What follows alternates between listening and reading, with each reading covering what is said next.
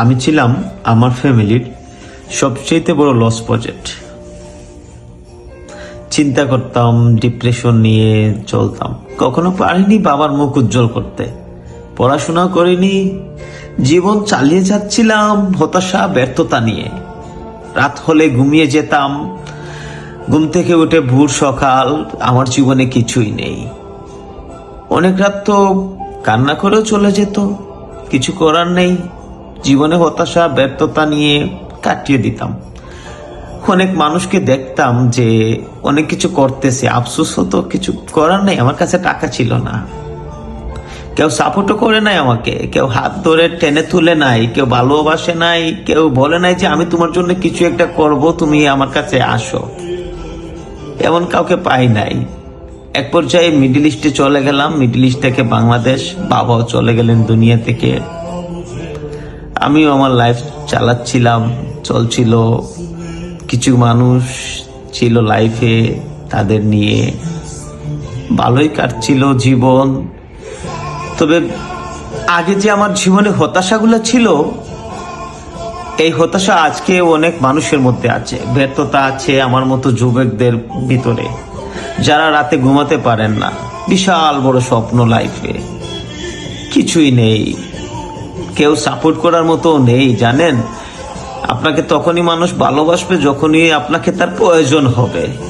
প্রয়োজন ফুরিয়ে গেলে বলবে সে একটা বেকার, সে একটা খারাপ মানুষ, সে ভালো না।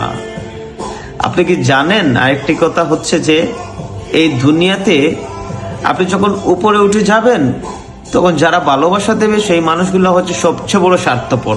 আপনার খারাপ অবস্থানের সময় বিশ্বাস করেন, কেউ আপনাকে, আপনার রিলেটিভ থেকে শুরু করে কেউ আপনাকে সাপোর্ট দেবে না।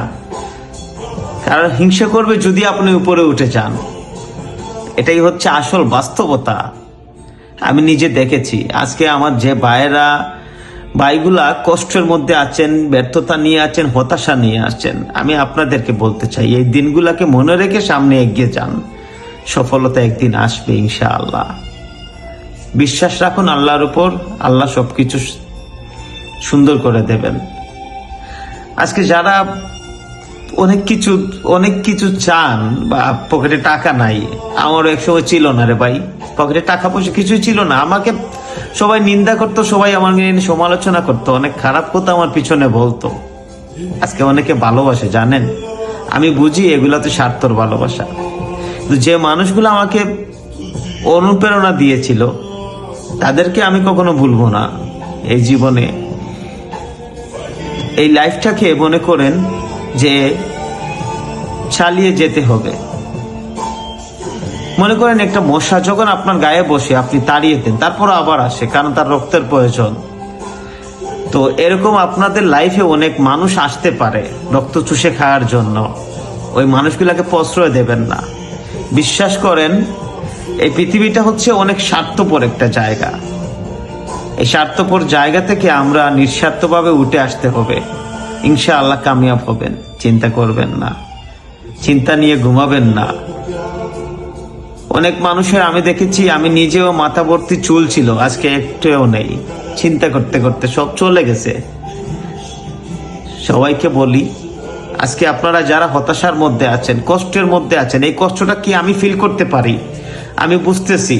ফ্যামিলির চাপ, নানান কষ্ট নিয়ে আছেন, কিছু করার নাই রে ভাই, একদিন আপনারও হবে।